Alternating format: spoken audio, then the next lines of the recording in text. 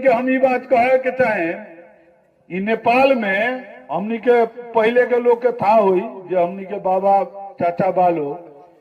काठमांडू जाए खातिर जब जाए लोग अमलेश गजोरी तो राहदानी लेवे के पड़े अपना ही देश में। तो जब हमनी कहीं सन मधेश के अधिकार मिले के चाहिए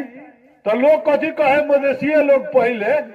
कांग्रेस माले में रहे वाला लोग जे तो मधेशिया पहड़िया के बात करल सन ई तो विभेद कहे से जो विभेद होता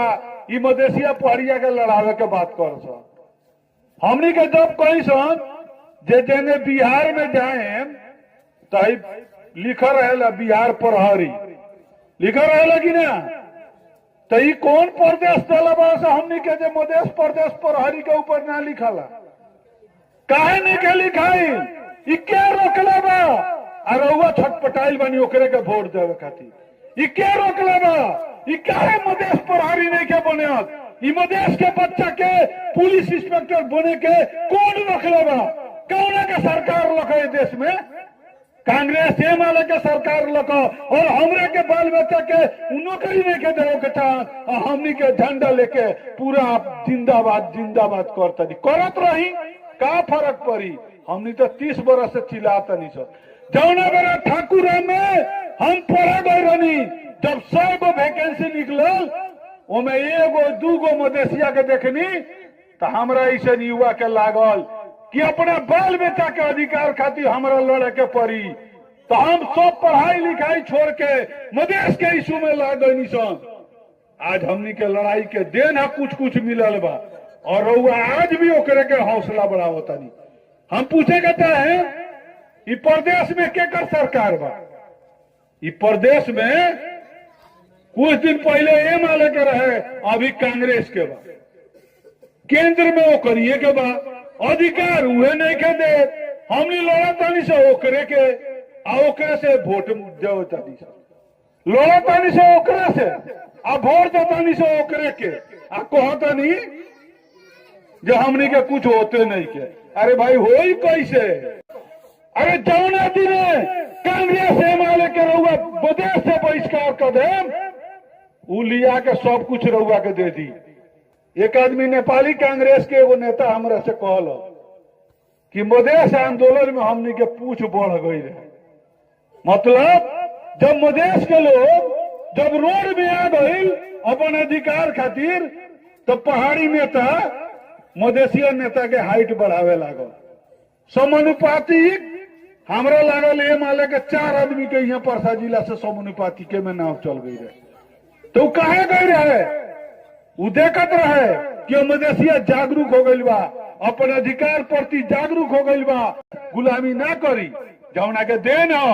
हम काहे बार बार कहतनी कि आज भी कांग्रेस माले के अगर सरकार बन जाई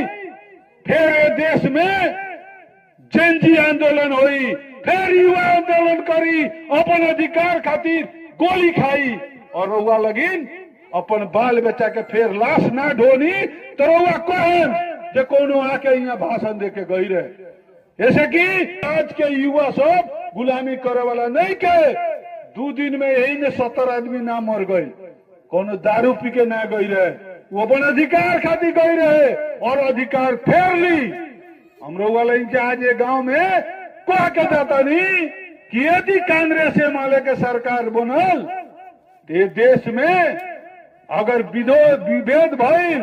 संविधान ना संशोधन भइल मधेसी का अधिकार जनजाति का अधिकार ये देश के थारू का अधिकार ना मिलल तो वो आंदोलन होई। रउआ के पता बा अभी हमनी के बाइनर अपने देख सकता नहीं हमनी के पार्टी के नेता राजेंद्र महतो मधेशिया होंगे हमनी के पार्टी के नेता अशोक राय जनजाति होवन पहाड़ी में जनजाति होला। रेशम चौधरी के रउआ देखले होके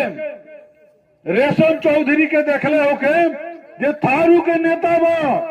थारूआट में आंदोलन भई रहे वहां इतना बड़ा आंदोलन भइल इतना विभेद बा आज जौन भ्रष्टाचार कैले बा जौन घूम रहल बा थारू नेता चुनाव लड़ रहा ये देश के विवेककारी सरकार ओकर नॉमिनेशन खारिज कर दिलक। बताई आज भी विभेद बा, तई हमनी के पार्टी बनैले बनी। राजेश जी कहला हमनी के टारगेट रहे 84 में, चुनाव हो गई 82 में। तो हमनी के टारगेट बा ये देश के थारू के, जनजाति के, मधेसी के एक साथ के संघर्ष करे के। अब मधेसिया गुलाम ना रही,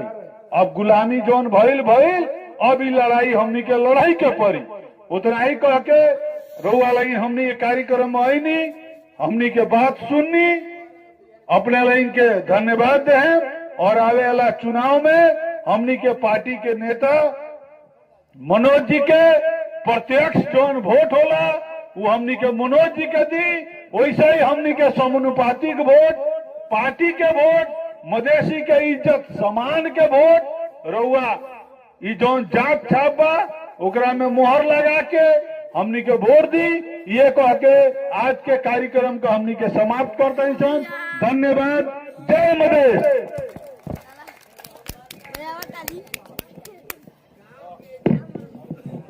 मत